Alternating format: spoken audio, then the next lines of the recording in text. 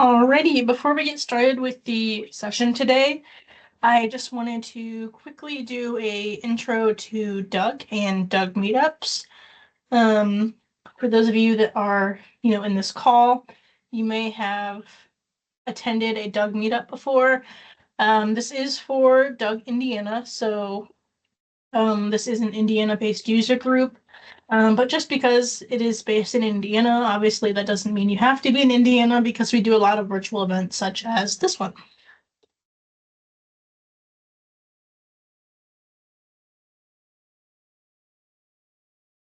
All right, and just to give a quick intro to Doug, Doug stands for Dynamics User Group, and basically they just encourage connection, they encourage empowering education and building a community. There are currently over 45,000 community members, and this number is rapidly growing. It's just a really great user group to be a part of because emphasis on community. As far as rules of engagement, there are a few rules, and those would be to be courteous, contribute to the meeting if you can, and to let everyone participate. So we do encourage things like questions and conversation during these meetups because it is an opportunity for you to grow professionally and also interact with speakers and different community members. Doug has a lot of different programs. They have conferences, including DynamicsCon Virtual that just passed, and DynamicsCon Live, which will be hosted in Chicago this spring. And there's a lot of different subgroups, if you will. So no matter what your interest is within the Dynamics ecosystem, there is a home for you. There's also other opportunities such as webinars and forums if you have a question. And then, of course, meetups like this. Like I said, this is the Doug Indiana group. If you are not in Indiana, there may be a local user group to you. So if interested in attending in-person events or even lifting one off the ground for your state or location, that is a possibility. And there are a few regional meetups. It looks like the Southeast one has passed, but there is one coming up for Canada, and I'm sure there'll be ones coming up throughout the spring. Regional meetups are kind of like meetups for particular areas, so it's an in-person gathering, and they usually are free events to attend. And then lastly, DynamicsCon is coming up May 13th through 16th this coming spring. Session submissions are open, so if you are interested in speaking, session submissions are open for a little while longer, so you can find more information about that at dynamicscon.com. It's a great conference to attend if you want to, further your scope on connecting with community and engaging with content such as this. That being said, I'm going to now welcome Shannon Mullins, and she is going to talk about her top BC features in Wave 2.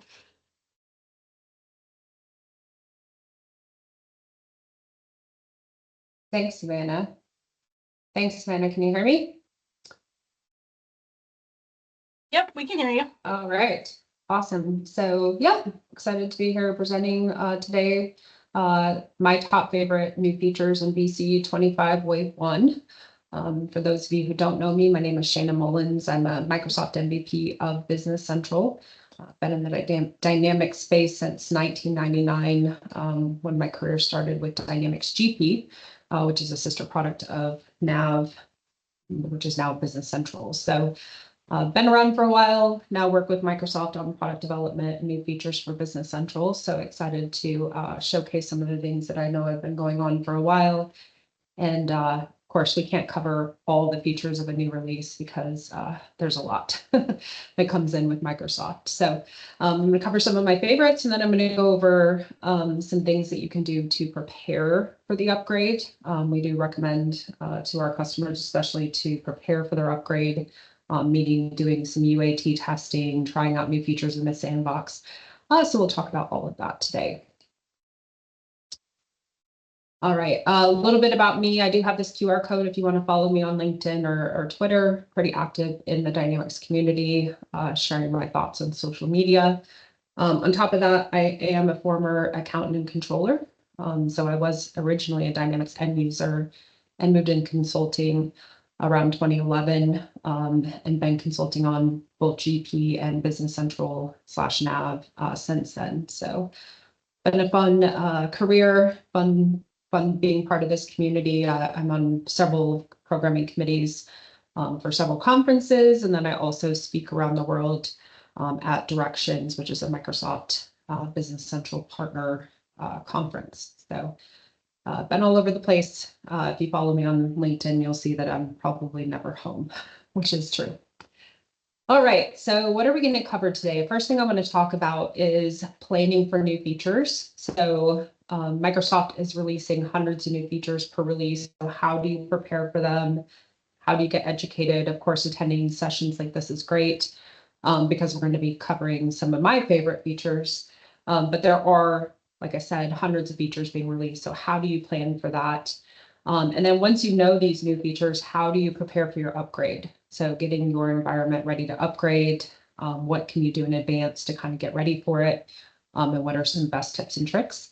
And then I'm going to cover the top features that I like in this new release. And then I'll have some time for questions at the end. So first thing I'm going to start off is planning for new features. So Microsoft, of course, throughout the year and even before the year begins, they're planning the new features for 2025. They start that pretty early in the process.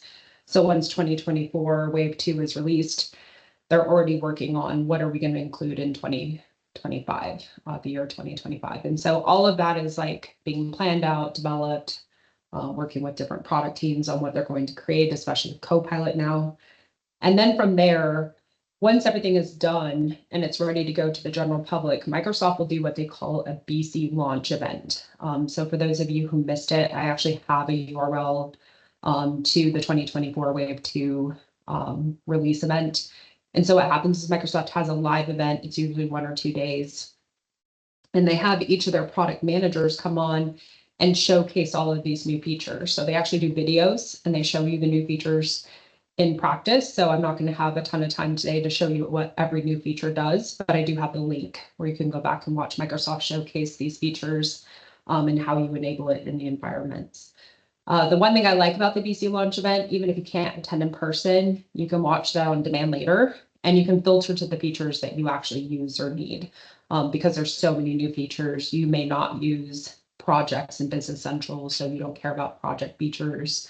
Maybe you don't use fixed assets, you don't care about that. So you can kind of filter through what's coming out in each functional area and figure out what matters to you and what you actually want to use. You can also read the release notes. I do recommend doing this, and I'm going to show you this in a second, but Microsoft will publish release notes with links to all the new features with each release. So they've got their own release notes. They've got a listing of all the new features.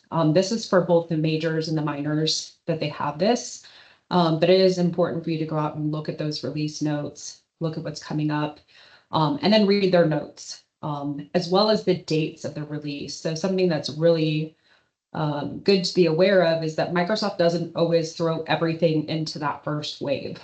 So they just did the first wave like 25.1, but there'll be a 25.2 and a 25.3 and a 25.4. And as they do what we call these minors on top of the major, there will be additional features. So things that they may not have ready now may come in, December or January or February before the next major release. So just keep up to date with that. And especially if you're looking for a new feature and you still don't see it in Business Central, you can go back to the release notes and see when they're expecting general availability to be. One other thing I recommend for companies, divide and conquer. So assign super users from each module or area that you're using in Business Central to go out and learn the new features for their particular area. And then maybe have like a group session where you share the new features with the entire group. just because it's really, really difficult for one person to get to know all of these new features. I mean, I do this for a living. Still hard for me to do it. Still haven't tested out some of these new features, even the ones I like, because I haven't had time. And of course, our team's busy. So sometimes it's just easier to like divide and conquer and say, okay, you go learn this new feature, and then you give me the recap. And I'll go learn these new features. So I see a lot of customers doing this where they're kind of doing what I would call divide and conquer. So just to show you what I'm talking about here, that is not the button I meant to press. Let's go back. If we go back into my browser here, I literally hate this little bar that Microsoft puts up here. I don't know how I get rid of it. Go away. Okay, let's do this. So this is the first thing I want to show you. I have a link to this in the deck, and I'll send it to Savannah so she can send it out to everybody. But this is the release notes for this wave. And you can go out to Microsoft Learn and you can look for your product, and then you can look for release notes. So you'll see under here, Business Central is under the SMB product group. You scroll into Business Central, and then you come into this what's new and planned. So this will continually update as they come out with new releases. But you can see in here top features that are planning to release from October of this year to March of 2025. So just keep in mind things that you're seeing. That doesn't necessarily mean that's available now if you were to upgrade to 25. But if you go down the list, you can see in here when Microsoft is anticipating that that will be released. Don't quote them in stone because sometimes things are a little bit late. But the things that already have a checkbox, that means it's already been kind of deployed. The things that don't have checkboxes yet, that means it's not really ready to go yet, but it is planned and it is coming. So you can see down here, they've already rolled out a ton of new features. Something else to be aware of in these release notes, they do group it together by things like Power Platform, application. So all the application new features, this would be front end new features that are available.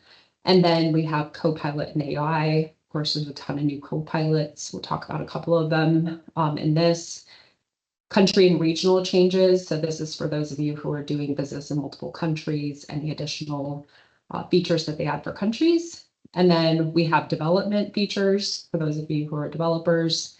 And then things like governance and security and admin. So that's kind of how they break this down. But to make it more user-friendly, like I mentioned, they do this launch event. And within the launch event, you can actually go in and you can see all of the videos, and they're short videos, most of them.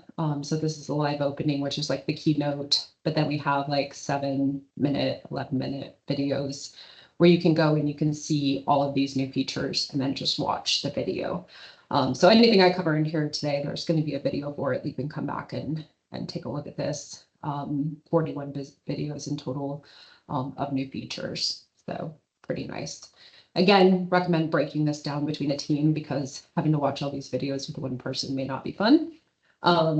But it is really nice to watch these. And if you're ever curious about when is this launch event, because obviously it's recorded now, it's already happened, I would recommend going out to LinkedIn and looking for the Dynamics 365 Business Central page. Make sure it's the official page that has like the actual Microsoft logo on it. A lot of people claiming to be Business Central these days.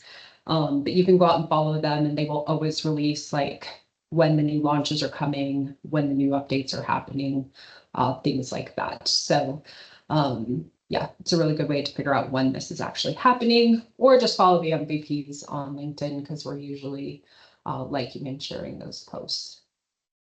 All right, so you're planning for the new features, you figured out what they are. How do you prepare for your upgrade? One thing I recommend doing is not rushing your upgrade process. I know some customers are so excited, they see those notifications from Microsoft and they're like, oh, 25 is here, I want to upgrade to 25 right now. And I'm like, yeah, let's not do that. So personally, I use Business Central in my company. I have not upgraded. I will probably not upgrade for a couple months. We usually let Microsoft kind of work out the bugs. We let our ISVs work out the bugs, and then we'll usually do an upgrade. So I probably will upgrade sometime in January. But the other thing you want to do is you want to give yourself time to test and try new features. So being able to upgrade a sandbox and try out those new features and do some UAT testing is always important, especially those of you who have custom permissions or you have users that just want to be aware of any UI changes that Microsoft has made. It's always good to upgrade a sandbox and test that out. Something new that's happening, we'll talk about this in my favorite new features. Microsoft is now allowing you to postpone your upgrade up to 5 months, which before we had 3 months. It's a huge difference. After 5 months, it's a sorry Charlie game, like you didn't do your upgrade testing or you didn't get your extensions ready. There is no prolonging that any longer. Microsoft will do the upgrade of 5 months. So I think they're giving us until the end of February, very last day of February at this point, because it was released in October. So if you haven't done your upgrade testing or plan for that and you're on Business Central Cloud, you need to start doing that now. And I also recommend upgrading all of your apps and Microsoft at the same time in the sandbox. So for those of you who do upgrades or manage your upgrades in the Cloud Admin Center, a lot of your apps will also have upgrade capabilities and also need to be upgraded. So I recommend like staging a sandbox that's on the newest version and then upgrading all the apps and testing them together just to see any new features with the ISVs, but also just compatibility with their version with Business Central. All right, so let's skip into my favorite new features. Enough about preparing for upgrades and new features. What are some of my favorite new features of BC 25? This is probably my favorite one. I work a lot with Kenny over at Microsoft, and Kenny is the king of Business Central reporting. Microsoft actually went out and bought a Power BI app that had already had predefined dashboards for Business Central. And they took those predefined apps and they made them compatible with Business Central theme and colors, and then some additional filters that Microsoft felt like the customers would want. So available now with Business Central, of course, you need a Power BI Pro license to run and publish these. We now have pre-built applications on App Source, the Power BI App Source for Business Central. So this one here, I was part of Project Yellowstone, which was like just the initial people going in and testing these out and taking a look at them. But in here, you can see this is the finance dashboard. Trying to make it a little bit bigger and hide some of these filters. Oh, no. Go away. Okay, there we go. So in here, you can see we have a finance overview dashboard. And then we also have additional tabs. We have things like income statement. We have balance sheet. We have budget comparison, where we're seeing accounts with their budget and their changes month over month. We have some liquidity ratios that are all coming from the setup on our chart of accounts. Profitability, so how much profit are we making based on our revenue minus cost of goods sold. Liabilities, so we can see how much liabilities we have, EBITDA, average collection period, and then you get some detailed reports in here like accounts receivable, accounts payable, GL entries, things like this. So this is going to be available out of the box now. Again, your users who are going to use it are going to need a Power BI Pro license. And if you go out to Microsoft Learn and you look at the documentation for this, Kenny has the instructions of how to connect these apps into your Business Central environments, which you are going to need to do. One other thing to be aware, especially on the finance app itself, this income statement and this balance sheet, how it's grouped together in these main groupings is all going to depend on your sub categories that you set up in Business Central. So if you implemented BC and you didn't care about subcategories and you're planning on using these Power BI reports, you're going to have to go back and kind of revisit those because that's how it does all of its groupings.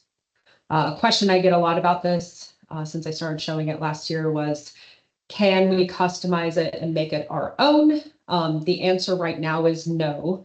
But the answer going forward in the future is going to be yes. So Microsoft's goal is to get this launched to all the customers, have the customers start to look at it, and then provide feedback on what's working and what's not working.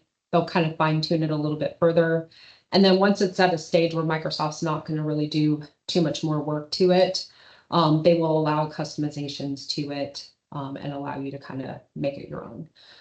So that will be coming. It's just, I was told when I met with them in Vienna that that might be a while before that happens. But you're going to see these for a lot of different areas. You're going to see finance, purchasing, sales, inventory, fixed assets and projects is coming in December. So we've got a lot of different dashboards, and of course we can, secure access to certain users having certain dashboards.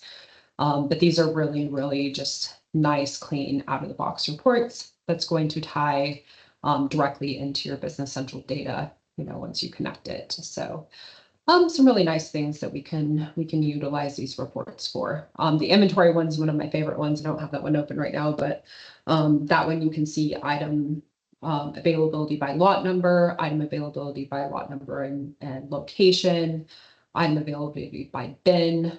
So those of you who have struggled with like item reporting, that all gets better with these Power BI reports. So things to go check out. You can actually, I think, find those in AppSource now under the Power BI section, and just search for Business Central dashboards, and then you should be able to find those out there published. I think they are all published now.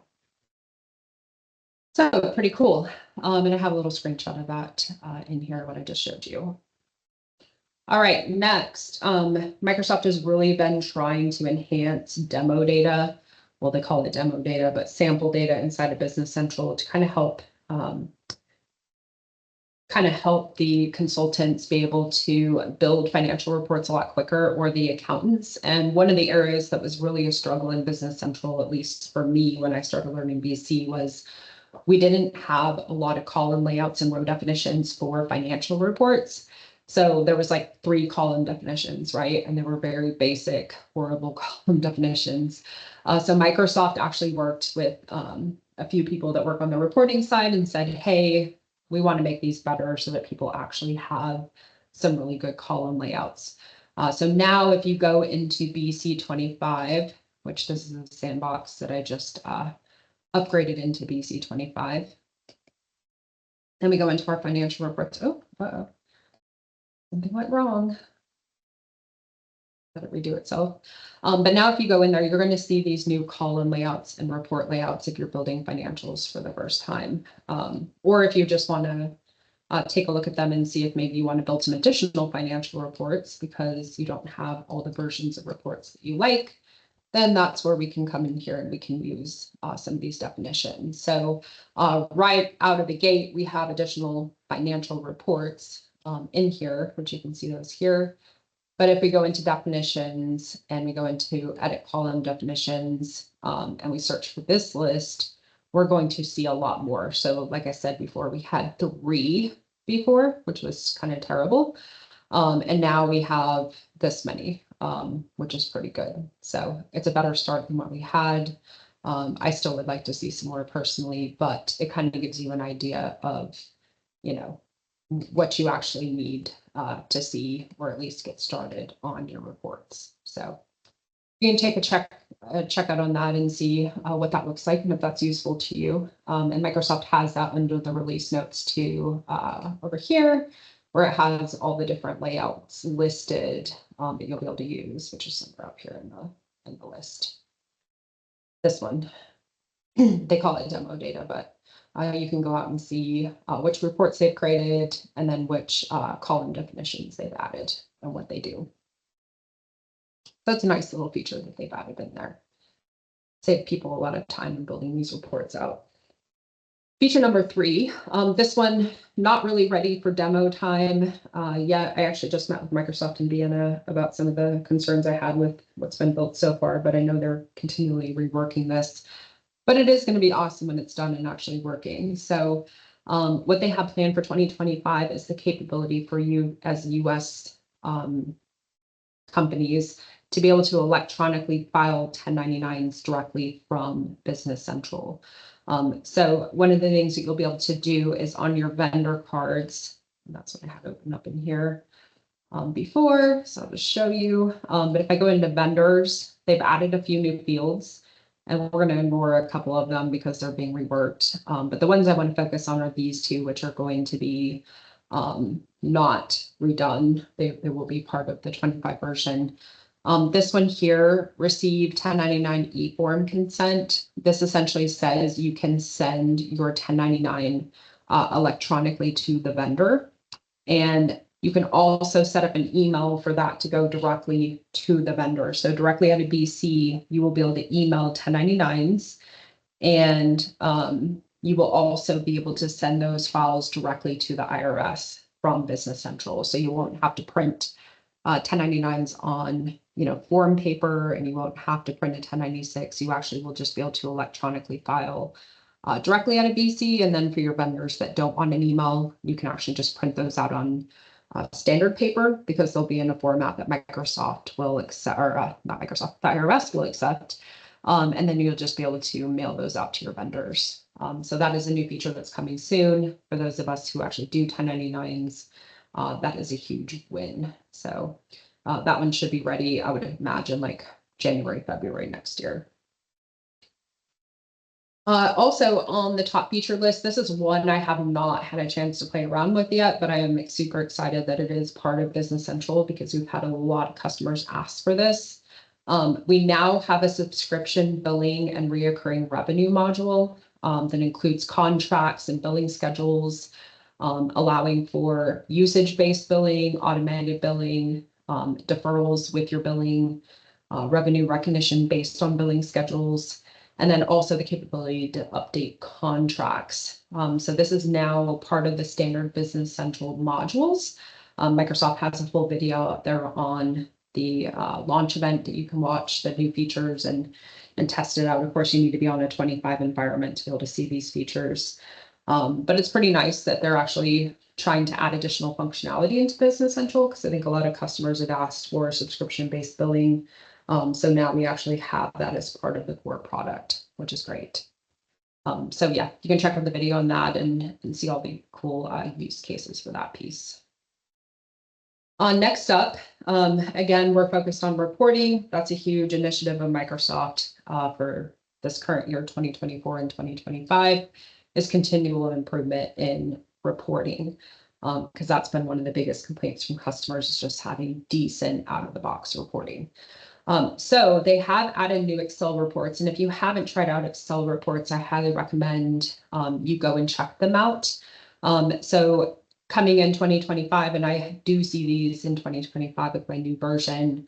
For those of you who do consolidations, there's a consolidated trial balance report in Excel, fixed asset details, fixed asset analysis, and fixed asset project value. And if I go into BC and I just want to check out what Excel reports are available to me, I can actually just go into the Tell Me window and look for Excel reports. We'll just do Excel. And then just go show all under reports and analysis. And you're going to see all of these ones that have like this little preview behind it. So for those of you who have missed the last few releases or didn't look at the release notes, we actually got some new Excel reports within those. Trial balances, aged accounts receivable, aged accounts payable, those are all Excel reports now. But the ones that are coming in this version are going to be like the fixed asset one. So let's do fixed asset details here. So the way that Excel reports work is they all have this little pop-up that happens. And in here, this is where you can filter down your data and set your criteria for what you want to see. And so you just come in and you put your filter. In this case, I'm going to do this year, 2024. And then from there, you just download it. And what that does is it actually spits out, oh, we don't have anything. Let me make sure I have fixed assets in this test company. That would probably be good. I should. No, we don't have a lot in here. Let me see if I have a Kronos. A Kronos company. Oh, it's good when you have test data, and I'm in a sandbox right now. But what this is going to do is actually spit out an Excel report. Of course, it's got to have data in it for that to work great. And let's see if we have some fixed assets in this one. I can't remember which one of my companies is Kronos. One of them. We'll figure this out. This happens when you train and do a lot of classes online in your sandboxes. You get a lot of different versions of sandboxes.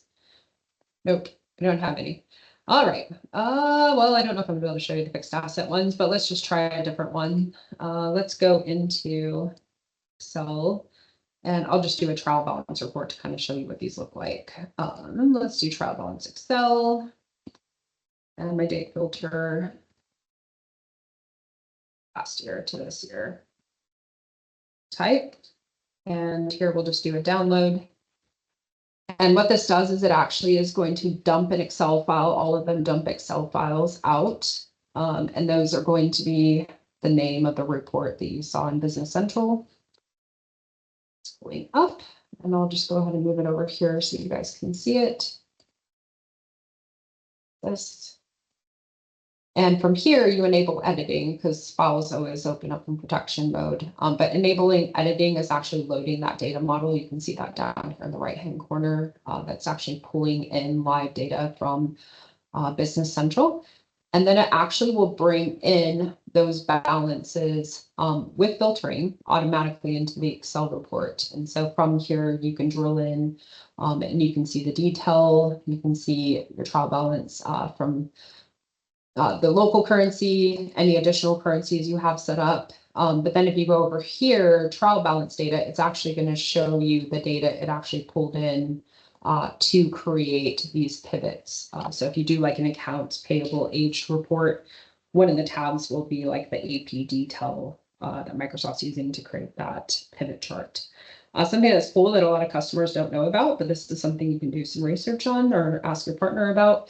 You can actually take any report in Business Central and make it an Excel version of that report. So like if you're running a trial balance detail and then you want to dump that into Excel and get the data to make a pivot table and then always have that pivot available when you download it, that's something you can do with any report inside of BC. So that's kind of how Microsoft is leveraging this, but making them a little bit more structured. So those Excel reports are nice. I would expect that we're going to see a lot more of them available, and nothing that you really have to do a lot of crazy setup for. You just go and test it, which is kind of cool.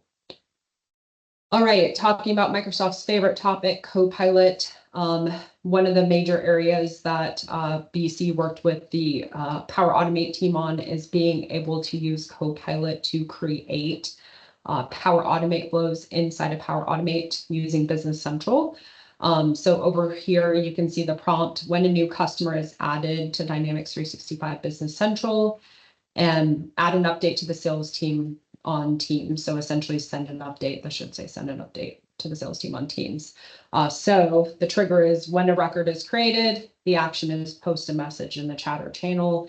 You don't have to actually create the flow from scratch. You just tell Copilot that you want to do a notification from Business Central, and Copilot inside of Power Automate will actually create that flow for you. So you review what it suggests, you hit next, it'll ask you to log into your connectors, and now you're ready to go.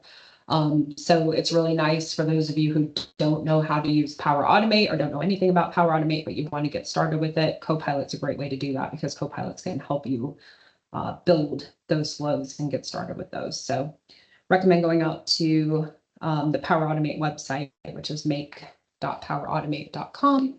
And then you can try out Copilot and just ask it to send you notifications and or set up a workflow approval for customers, something like that in your sandbox, and you can test it out. It's pretty cool. All right, this is probably one of the most requested features I've seen from customers over the years since I started doing BC. Get notifications when job queue fails. Before, every time a job queue would fail, the only reason we really knew it failed was because either A, we set up AO logic to alert us, or two, we had someone just go in and see, oh, the job didn't process, or the data is missing, or something didn't happen. And then from there, we're having to go back and restart the job queues. So now with 2025, you have two different options with BC. You can have in-product notifications where you select a user inside of BC, and when that user logs in, they're going to get a notification if a job queue fails. So that will just alert them inside of the product. Or you can also get notifications when events happen, and then use Power Automate to send emails. So you will have an option in the wizard to either use the in-system notifications or use Power Automate. And then with Power Automate, it will just ask you who do you want to send an email to or a Teams message to. And then it will just automatically alert you when those job queues fail, which is really nice for those of you who use a lot of job queues, like we do with some of our customers, and customers need to know when those are not working. So this is going to be a great new feature for a lot of folks. Adding to the UI interface, Microsoft is kind of changing the fact box and how we see document attachments. So that's one of the first things they're doing on the windows where you have the fact pane and you're seeing attachments. You'll now actually see a list of attachments in that window. And from the drop down from documents, this is where we can get to upload files and easily just go into that upload window. And once we have that open, we now have the capability to drop multiple files onto those master records or documents. So before it was like upload file, you'd find one file, upload it, and then you'd have to do it again. Now you can grab, 10 files, do a copy, and then just drag it onto the upload window, and it will just upload them automatically, which is really nice. So new interface features, especially for those folks who are using BC to store a lot of documents. It's going to save them a ton of time. I talked about this one already, but just kind of reiterate it. We now have more time allowed for upgrades. So we used to have a lot of customers stressing out when the upgrade came out because they had 3 months, and that didn't seem like a lot of time when we're waiting for Microsoft to work out bugs. So now we have this 5-month period for these major updates. So 5 months, which is essentially almost until the next release comes out. So you have pretty much that whole time to make sure you're testing, make sure everybody's got their apps up to date and you guys are happy with those requirements. And then you have that 5-month period to schedule that update. So a lot more time, which makes it a lot more feasible for customers to do these updates.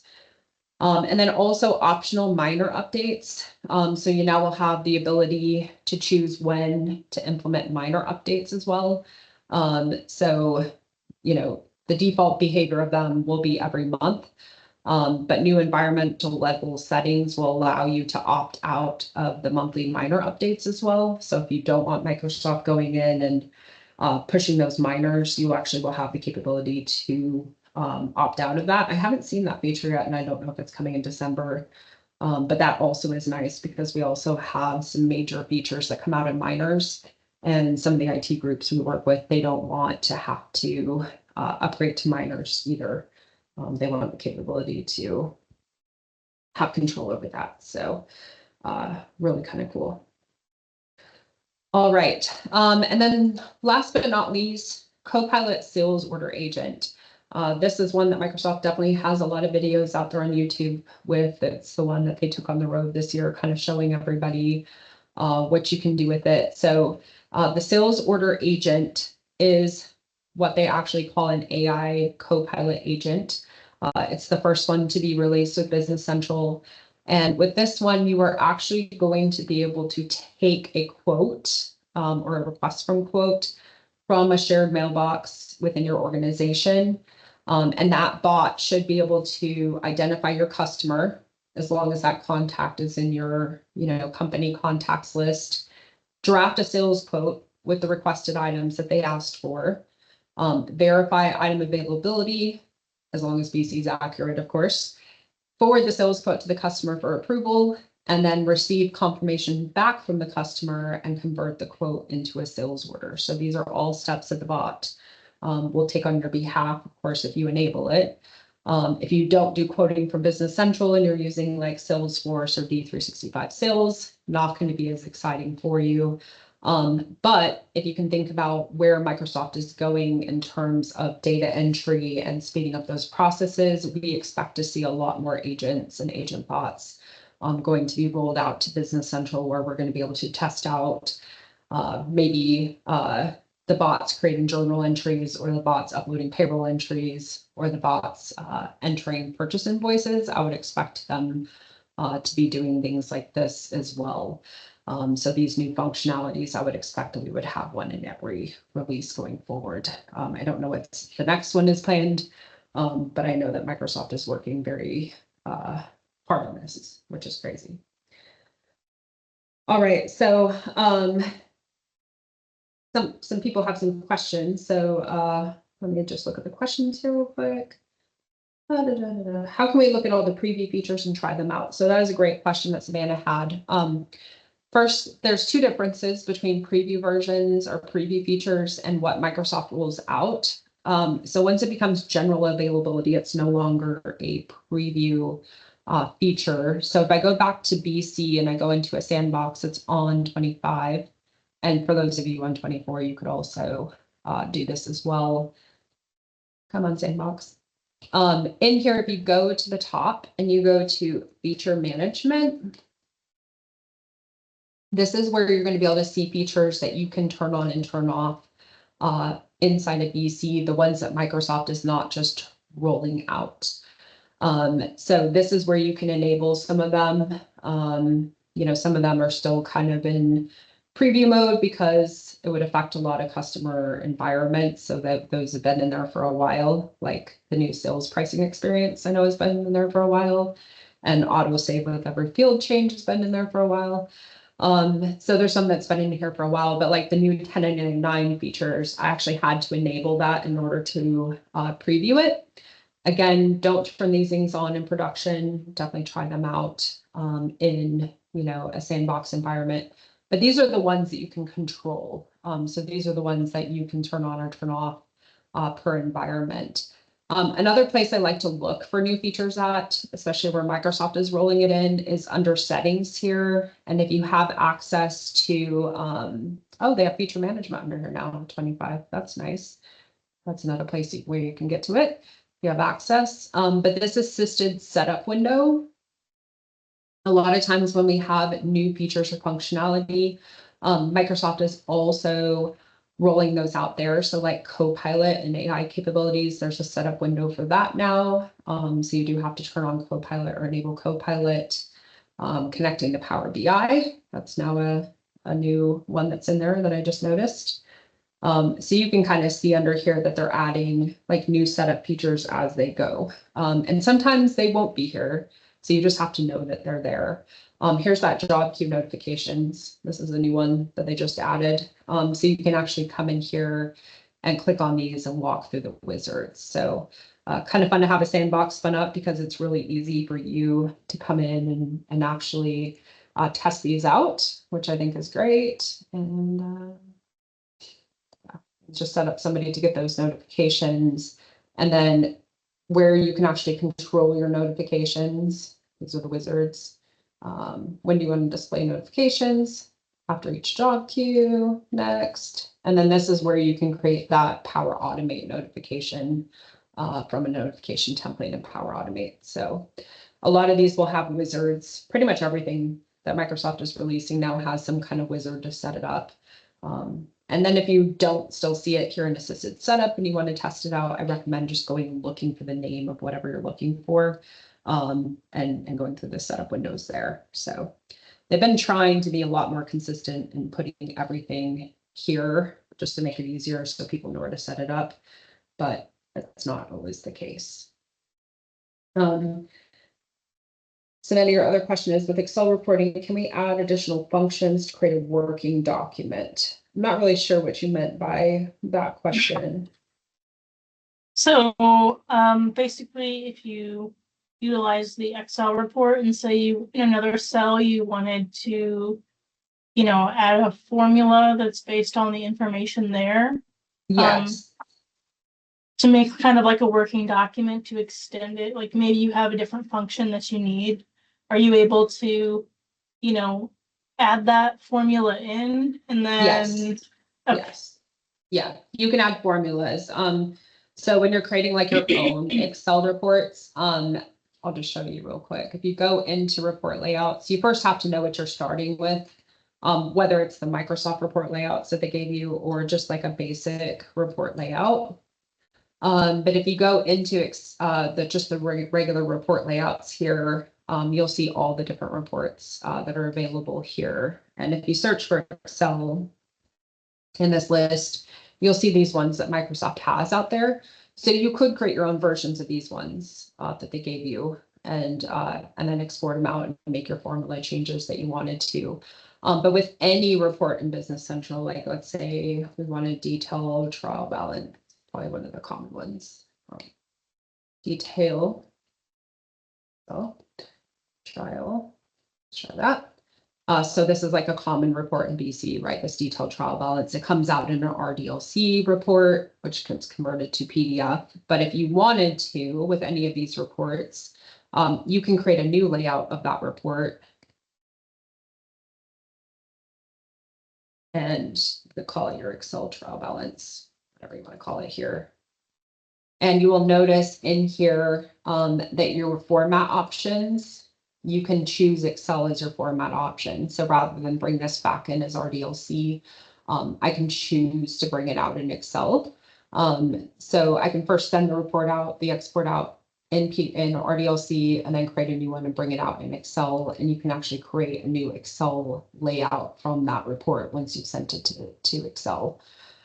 So there's some capabilities here where you can create those and then set those as defaults. And if you have developers in-house, they can actually create Excel-based logic in AL. So I'll give you a good example of that. We had a customer who was on GP. They just moved to Business Central last week and went live, but they wanted commission-based reporting, which is not something BC is great at. And so what we did is we actually combined the sales lines and the sales credit memo lines into like one table using AL.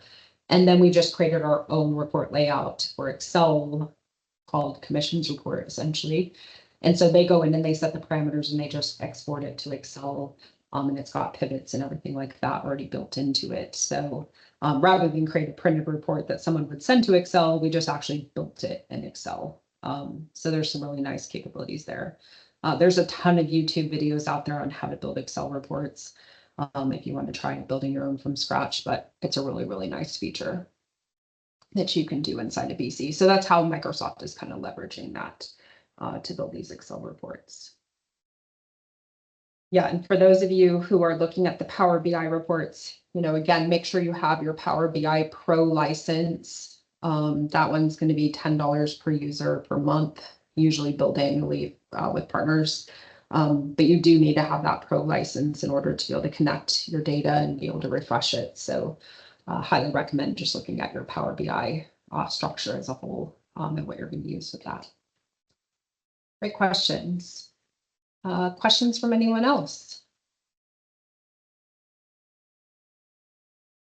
Okay, I have some additional resources here. I'll send this to Savannah so she can distribute it to the user group. But there's some Microsoft Learn release notes. I have the link back to where I was showing you where all those release notes are. So if you want to read about the other features that we don't have time to cover today, you can go out and read them. Microsoft does have some documentation on there as well for you to go out and just, try things on your own without watching any videos. And then I also have the link to that YouTube playlist that I was showing you, where there's more detailed videos and all of these features. So Microsoft shows it off better than I do because they have staged demos. But they actually show you how to utilize some of these new features and test them out, like the co-pilots. So highly recommend testing that out. Yeah, there's some really cool new features coming. I think next year will be even more awesome features, but a lot of cool stuff for people to start playing around with. And that's what I have for you. Any additional questions anyone has?